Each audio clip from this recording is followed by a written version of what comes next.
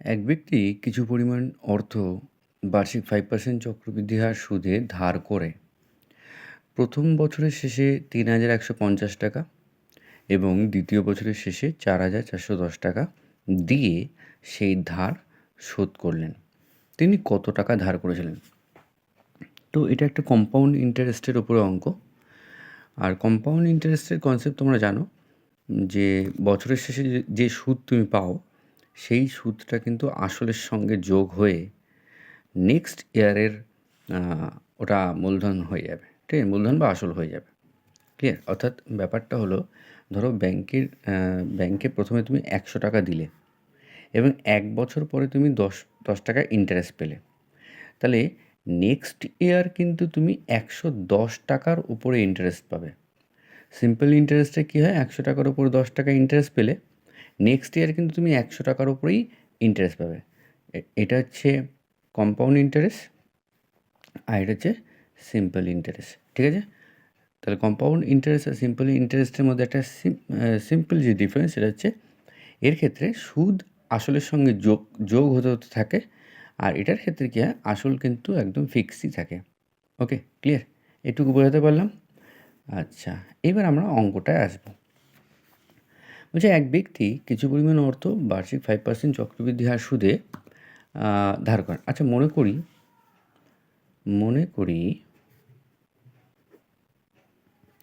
তিনি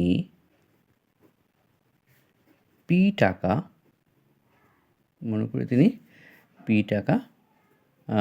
ধার করেছিলেন, ঠিক আছে? মনে করি তিনি পি টাকা ধার করে ছিলেন। আচ্ছা, এইবার 5% চক্রবৃদ্ধি হার সুদে সুদে ধার করে প্রথম বছরের শেষে তিনি এত টাকা দিচ্ছেন। তাহলে এই যে 5% মনে করি তিনি 5 পি টাকা ধার করেছিলেন, তাহলে 5% ইন্টারেস্ট রেটে এই পি টাকার ওপরে কিছু সুদ হবে, তাই তো? তো সেটা মিলে সুদ আসল কত হচ্ছে আমি দেখছি। তাহলে অতএব 1 বছর পর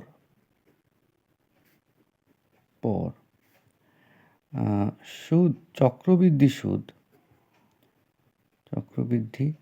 সুদ প্লাস আসল ইজ ইকুয়াল টু, তাহলে 1 বছর পর চক্রবৃদ্ধি সুদ প্লাস আসল কতটা হবে সেটা দেখি। ফর্মুলা তোমাদের জানা যে পি ইন্টু 1 প্লাস আর কত, আর মানে rate of interest 5%, P into 1 plus R by 100। এবার যেহেতু 1 বছর এখানে এন দেওয়ার দরকার নেই, ঠিক আছে? তো তোমাদের সূত্র কিন্তু জানা আছে। সূত্র কি? চক্রবৃদ্ধি যে সুদ হয় তার সূত্র হচ্ছে, পাশে লিখে দিচ্ছি, P into 1 plus R by 100 whole to the power n. এখানে এন মানে নাম্বার অফ ইয়ার্স, আর মানে রেট অফ ইন্টারেস্ট, আর পি ফর প্রিন্সিপাল। ওকে, আমাদের ক্যাপিটাল যেটা হয়। ওকে, এটা হচ্ছে তোমার সিআইয়ের ক্ষেত্রে বা কম্পাউন্ড ইন্টারেস্ট ক্ষেত্রে বা বাংলায় চক্রবৃদ্ধি সুদের ক্ষেত্রে। ওকে, তাহলে 1 বছর পর চক্রবৃদ্ধি সুদ প্লাস আসল কত হবে দেখি। পি, দেখো এটা কাটাকুটি যাচ্ছে, 5 কুড়ি 100। তোমাদের শর্টকাট শিখিয়েছিলাম যে 20 অক্ষে 20 আর এখানে কিছু নেই মানে 1, তাহলে এটা হবে 21/20।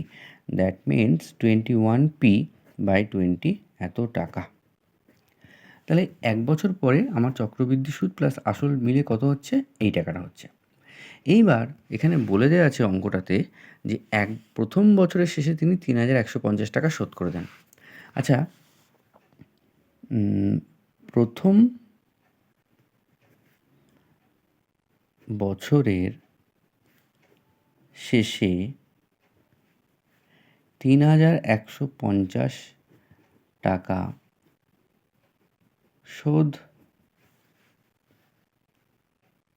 করে দিলে বাকি টাকার পরিমাণ ইকুয়াল টু কত হবে? দেখো, 21p/20 মাইনাস ৩,১৫০ টাকা, তাই তো? এই টাকাটা পড়ে থাকবে। এইবার চক্রবৃদ্ধি সুদের ক্ষেত্রে কী হয়, যে টাকাটা পড়ে থাকবে সেটাই পরের বছর ক্যাপিটাল হয়ে যাবে। এটাই আমাদের প্রিন্সিপাল এখন, ঠিক আছে? আচ্ছা, এবার দেখো দ্বিতীয় বছরের শেষে 4,410 টাকা তিনি শোধ করে পুরো তার যে ধার ছিল সেই ধারটা শোধ হয়ে যায়। আচ্ছা, তার মানে দ্বিতীয় বছরের আমরা আগে এই সুদ আসলটা বের করে নিই।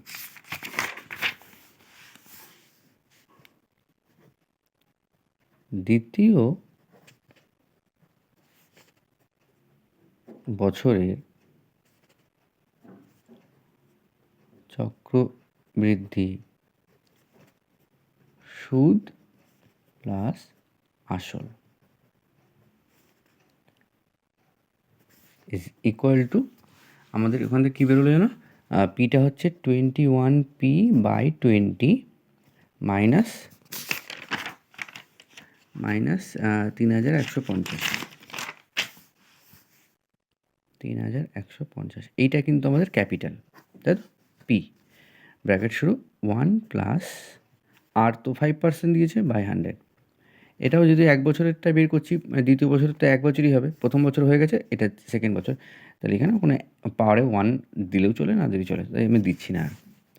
আচ্ছা, তাহলে এটা কত হচ্ছে 21p/20 মাইনাস 3150, এখানেও কাটাকুটি করছি, 20 হবে, 20 অক্ষে 20 প্লাস 1, তার মানে ইন্টু 21/20। ওকে, আচ্ছা এত টাকা। আচ্ছা, এই টাকাটাই কি 4,000 কত যেন 4,410 টাকা না? কেন কি 4,410 টাকা শোধ করে দিলে পুরো ধার শোধ হয়ে আছে, তার মানে আমার তো এই টাকাটা আসছে লাস্টে। এখন তাহলে ওনার কাছে এই টাকাটাই উনি যদি শোধ করে দেন, তাহলে তো ওনার ধার মানে যত ধার ছিল সব শোধ হয়ে যাবে। তাহলে আমি লিখতে পারি যে অতএব শর্তানুসারে এই টাকাটাই কিন্তু 4,410 টাকা, কেন কি এই টাকাটা শোধ করে দিলে তার ধার পুরো শোধ হয়ে যাচ্ছে। তাহলে 21p/20 minus 3150 into 21/20 is equal to 4,410 টাকা। ওকে, বা এটাকে সলভ করতে পারলে আমাদের পি এর মানটা বেরিয়ে যাবে, তাহলে আমরা বুঝতে পারবো যে তিনি ক টাকা ধার নিয়েছিলেন। পি টাকা, সেই পিটাই আমাদের বার করতে হবে। তো দেখো কীভাবে করছি, দেখো ইকুয়াল সাইন যদি থাকে তাহলে ওপরে ওপরে কাটা যায়। 21 দিয়ে যদি কাটি, কারণ আমরা জানি 21 অ্যান্ড 21 স্কোয়ার করলে কিন্তু 21 স্কোয়ার করলে কিন্তু 441 হয়। তা আমি দেখতে পাচ্ছি এখানে 21, এটা হয়ে গেল, ক্লিয়ার? তাহলে এটা হচ্ছে 21p/20 মাইনাস তোমার কত হচ্ছে এটা 3150 ইজ ইকুয়াল টু, এই যে 20টা এখানে ভাগ আছে, ওপাশে গেলে কী হবে, ওপাশে গেলে মাল্টিপ্লাই হবে, দ্যাট মিনস গুণ। কত হবে 2 2 4 কটা শূন্য, একটা দুটো, 21 2 42, আর দুটো শূন্য বসে গেল। আচ্ছা, বা 21p/20 ইজ ইকুয়াল টু, এই মাইনাস 3150টা ওপাশে গেলে কী হবে, প্লাস হবে। তাহলে 4,200 প্লাস 3,150 বা 21p ইজ ইকুয়াল টু, এটা যোগ করি, 0 0 0 বসে যাবে, 5 আর 0 5 বসবে, 1 আর 2 3 বসবে, 3 আর 4 কত হবে, 7 হবে। আর এই যে নিচে যে 20টা ছিল ওপাশে গেলে কী হবে, গুণ হয়ে যাবে, তাই আমি এটা ওপাশে গিয়ে গুণ করে দিলাম। আচ্ছা, 21 দিয়ে এটা কারোরই যাবে, চলো আরেকটা লাইন করি, P is equal to 7350 into 20/21। এটাকে আমি ছোটো ছোটো করে কাটি, 7 দিয়ে কাটছি প্রথমে, 7 3 7 21, 7 অক্ষে 7। এইবার দেখো এই জায়গাটা অনেকে ভুল করে, এই কাটাকুটিটা, 7 অক্ষে 7 হলো, পরেরটা দেখো 3 আছে, 3 কিন্তু 7 দিয়ে যায় না, তখন তোমাকে কী করতে হবে, একটা 0 নিয়ে পরের সংখ্যাটাকেও সঙ্গে করে নিতে হবে, অর্থাৎ 35 হয়ে গেলো। এবার 5 দেখো, 5 7 35, আর লাস্টে একটা শূন্য বসে গেলাম। এটাকে 3 দিয়ে কাটি, 3 দিয়ে কাটলে 3 তিরিক্ষে 9, 1 3 5 15 0। তাহলে বা পি ইজ ইকুয়াল টু 35 দুগুণি কত 70, আর একটা শূন্য দুটো শূন্য, দুটো শূন্য বসে গেল। তাহলে তিনি ক টাকা ধার নিয়েছিলেন, আমরা তাহলে উত্তর লিখে দিতে পারি, অতএব তিনি 7,000 টাকা ধার করেছিলেন। ঠিক আছে, এই অঙ্কটা কিন্তু খুব সুন্দর অঙ্ক। তোমরা অবশ্যই এটাকে বারে বারে প্র্যাকটিস করো, কেন পরীক্ষায় আসার মতন একটা অঙ্ক, ঠিক আছে? পরীক্ষায় কিন্তু আসতে পারে এরকম একটা অঙ্ক। ওকে, পুরো কনসেপচুয়াল আমি কনসেপ্টটা ক্লিয়ার করে দিয়েছি, বারে বারে দেখো এবং বোঝার চেষ্টা করো ভিডিওটাকে। ওকে, চলো।